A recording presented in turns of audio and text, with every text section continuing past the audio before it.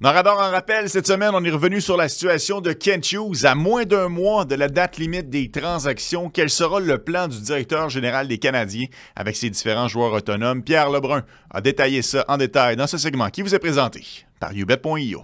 Pendant qu'on glisse un mot sur le Canadien, je veux quand même t'entendre. Est-ce que la philosophie de Kent Hughes a un peu changé? On s'était parlé, on s'était dit, tu m'avais dit, en fait, je n'ai pas dit grand-chose. On va conserver nos joueurs, on va pas nécessairement vendre pour des choix si le Canadien est encore dans le coup. Le Canadien a quand même glissé dans les dernières rencontres. On est un peu plus loin de la course. On verra on sera où le 7 mars. Mais est-ce que le plan de Kent Hughes c'est un peu modifié? Est-ce que son approche est la même en vue de la date limite? Bien, je pense que ce qu'on voulait faire chez les Canadiens, c'est de se rendre aux 4 nations. Puis ensuite, regarder où on est dans le classement, puis de commencer justement à réviser nos plans exactement. Fait qu'on n'est pas encore là. Mais je te dirais que si les Canadiens demeurent où ils sont maintenant, avoir glissé, oui, ça change, c'est sûr. Parce que si tu es à un ou 2 points des séries éliminatoires, peut-être tu gardes tous tes joueurs de location, surtout que les Canadiens ont tellement de choix de repêchage, Exact. Déjà.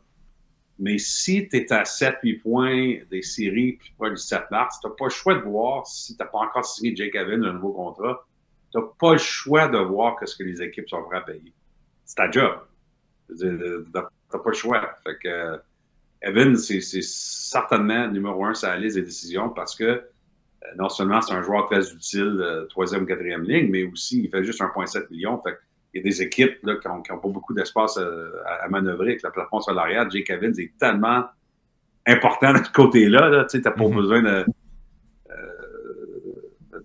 faire un casse-tête avec ton plafond salarial. Alors, il va y avoir... Écoute, il y a plusieurs équipes ont déjà appelé sur Jake Evans. Mais on verra où ça va avec les négociations pour un nouveau contrat dans son cas, ou où ça va dans le classement. On verra avec Armia puis Savard Dvorak. C'est d'autres joueurs très utiles, mais ils font plus d'argent. Fait que c'est moins évident de voir.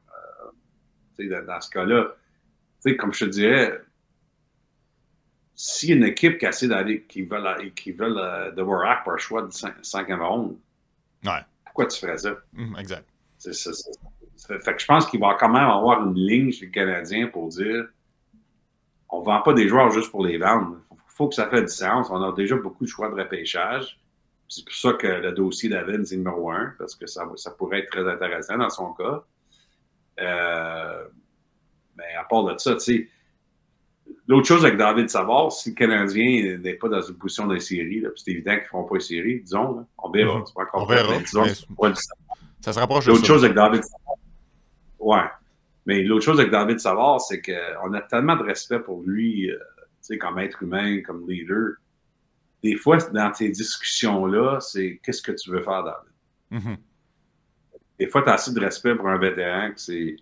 Je viens de dire que ça ne donne rien de vendre un joueur, mais je choisirais 5e ronde, mais disons qu'on arrive pour le 7 mars, puis une des meilleures équipes de la Ligue veulent l'avoir. C'est une discussion que tu vas avoir des fois avec tes vétérans pour voir. Parce que ça, quand tu fais quelque chose de même, des fois, ça te démontre aux autres joueurs, peut-être qu'ils n'ont même pas encore signé que les Canadiens, des joueurs à travers de la Ligue. Ça, c'était classique. Ils l'ont mis sur une équipe pour aller gagner une autre coupe, etc. Je ne dirais pas que ça va arriver, là. Ça se peut très bien. J'imagine qu'on peut finir la saison à Montréal. Mais je faisais dire que des fois, je me rappelle que San Jose avait comme donné Michael Handzus à Chicago il y a plusieurs années, parce que Doug Wilson voulait que Handzus gagne une coupe à Chicago, puis c'est justement ce qui est arrivé. Puis il y a bien des joueurs alentour de la Ligue qui disent ça, c'est Doug Wilson. Il traite tout le monde comme faux. C'est aussi ce côté-là, là, c'est le côté personnel, perception, réputation. C'est aussi des fois, ça joue à dernière minute dans les décisions de la date limite. Pas juste, nous autres comme médias et partisans, on regarde toujours c'est quoi la meilleure façon de maximiser la valeur. C'est ça, mais des fois, il y a un côté être humain là, où tu dois décider c'est quoi la bonne décision aussi. Ouais, puis ça, je pense que le passé de Kent Hughes y est pour quelque chose, parce que quand il a fait l'acquisition de Petrie, la deuxième fois, là, en provenance de Pittsburgh, je pense que ça a été clair. Écoute, je le sais que tu n'as pas envie d'être ici, et je vais te rééchanger avant le début des classes. Comme ça, tu vas pouvoir refonder ta famille quelque part. Puis ça a fait des petits à travers la Ligue nationale de hockey. Je suis sûr que c'est remarqué. Puis la même chose avec Don Waddell, que les joueurs adorent. Don Waddell et Patrick Laine. Don Waddell, il arrive à Columbus, ça veut dire que l'année va se faire échanger. Don Waddell, ça rappelle une affaire complètement différente. Mais Don Waddell s'est rendu compte qu'il y avait un être humain qui a eu une décision, une année très difficile dans sa vie, l'année passée. Puis, il a comme donné l'année aux Canadiens. Il l'a donné avec un gros chou, là. Ouais. Fait il n'a pas besoin de faire ça, mais des fois, il y a d'autres gens dans la Ligue qui se rendent compte comment que ça a été géré, cette affaire-là. Fait que c'est important des fois. Et ils ont du bon karma cette saison, les Blue Jackets de Columbus, puis leur succès, on leur enlève pas. Ils le méritent, puis c'est vraiment une belle histoire à travers la Ligue. Je reviens un petit peu sur Evans, Pierre. Tu sais, quand Kent Hughes a transigé Sean Monahan, c'est survenu vraiment longtemps avant la date limite. Même chose pour Tyler Toffoli. C'était arrivé vraiment plusieurs jours avant la date limite. Est-ce que Kent Hughes a un prix pour Jake Evans, et si jamais quelqu'un vient à côté ce prix-là, il est parti, ou on continue à avoir la priorité de le re-signer l'année prochaine? Si on avait à choisir le scénario idéal pour Kent Hughes, c'est-tu la transaction à gros prix ou c'est une prolongation de contrat? Je pense que c'est difficile à répondre à 100% parce que moi, j'ai l'impression que le Canadien garde deux voies ouvertes là-dessus. C'est sûr que c'est encore important de le signer si possible, mais comme j'ai déjà dit, là, il y a un prix là, que le Canadien est confortable avec. Puis ils ne veulent pas sortir de cette zone de confort. Si on va l'échanger, on ne parlera pas des jeunes espoirs pour une seconde, là, parce que des fois, un jeune espoir, ça peut être équivalent au choix de repêchage, là, mais on va juste parler des choix de repêchage. C'est sûr que le circuit, c'est un choix de premier ronde. Pas sûr qu'on peut aller chercher ou non pour Jake Evans. C'est peut-être trop haut. Mais je te dirais que je pense pas que le Canadien ne prendrait rien en bas d'un choix de deuxième ronde. Puis même là, parce que tous les choix qu'ils ont, je pense que c'est une décision à prendre entre lui et Jeff Gordon. Est-ce qu'on l'échange vraiment pour un choix de deuxième ronde? C'est une décision à prendre. Puis je pense pas que c'est encore pris.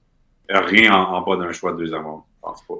Si tu veux aller chercher ton premier choix pour Evans, tu peux-tu imiter les Sharks et jumeler deux joueurs? Tu sais, Evans et Armia ont vraiment une belle chimie présentement. Là. Honnêtement, désavantage numérique. Ça fait 2 matchs de suite qu'ils inscrivent un but en piqué. Ouais. Tu sais, ils jouent très bien. Les Sharks ont transigé Granlund et Ceci pour mettre la main sur leur premier choix. Plus un troisième choix, là, mais c'est pas important dans l'histoire. Est-ce que le Canadien pourrait faire un peu la même chose puis dire voici Evans et Armia ensemble pour maximiser le retour? Oui, c'est possible. Habituellement, on aime séparer ces échanges-là parce qu'on veut maximiser chaque joueur pour ce qu'il vaut. Là. Mais c'est un bel exemple que tu viens de donner parce que c'est un exemple assez précis quand même parce que les Stars venaient juste de perdre Miro Skinnin. Ils avaient déjà perdu Tyler Seguin, Mason Marchment est blessé, etc. Alors, Mike Greer des Sharks, ça a été super smart ce qu'il a fait là parce que, évidemment, les Stars aspirent à la Coupe cette année. On a des grosses blessures. C'est un package qui faisait tellement de sens pour Jim Nill, les Stars. J'en ai parlé avec Jim Nill. Mais c'était quand même assez précis, parce que je pense pas qu'il y ait bien des équipes dans la Ligue le 1er février qui étaient prêts à aller chercher 2 joueurs de location plus qu'un mois avant la date limite. C'était vraiment précis comme situation. Alors, écoute, c'est possible. Évidemment, l'autre chose qui se passe avec ça, c'est que tu dois avoir une équipe, disons, là, quand tu parles d'Armia et Evans ensemble, qui ont l'espace plafond salarial, etc. Mais oui, c'est un des exemples, absolument. Il y a plusieurs équipes qui regardent des joueurs d'avant. Les Devils, ils veulent un centre.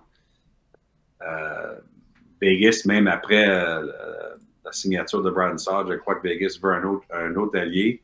Les Capitals de Washington sont en première place, recherchent un allié. Qu'est-ce que je me fais dire? Les Leafs, soit un centre ou un allié. Alors, le marché commence déjà à être là pour les vendeurs, mais évidemment, le Canadien n'est pas encore vendeur.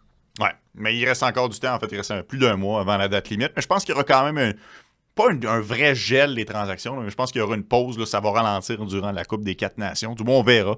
Hâte de voir comment tout ça va se dérouler.